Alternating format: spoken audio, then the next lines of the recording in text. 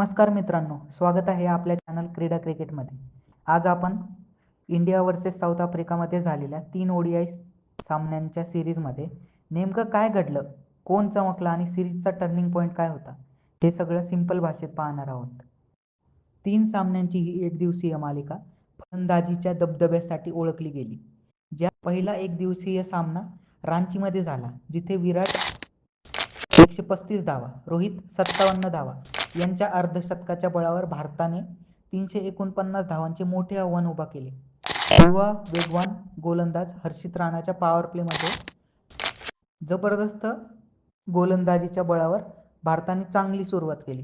मात्र दक्षिण आफ्रिकेचा मॅथ्यू 72 धावा, मार्को जेन्सन 70 धावा यांनी दमदार प्रतिकार केला आणि अखेरीस भारताचा 17 धावांनी विजयी झाला आणि भारताने 1-0 अशी आघाडी घेतली. दुसऱ्या एकदिवसीय सामन्यात विराट कोहली 102 धावा, ऋतुराज गायकवाड 105 धावा यांच्या शतकांच्या जोरावर भारताने 358 धावा उभारल्या.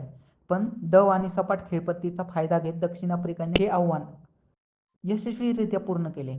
मार्करम 110 धावा, डेव्हाल्ड ब्रेविस 54 धावा यांनी शानदार फटकेबाजी करत 4 धावांनी विजय मिळवून दिला आणि मालिका 1-1 अशा बरोबरीत आणली.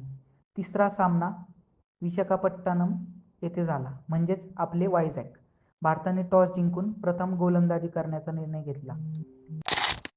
दक्षिण आफ्रिकेसाठी क्विंटन डिकॉक 106 धावा, पण भारताचे फिरकीपटू कुलदीप यादव याने 4 बळी घेत आफ्रिकेला बॅकफूटवर ढकलले. प्रसिद्ध कृष्णा 4 विकेट्स घेत दक्षिण आफ्रिकेला 270 धावांवर रोखले. प्रत्युत्तरात भारताची फलंदाजी एकतर्फी विजय मिळवण्यात यशस्वी ठरली.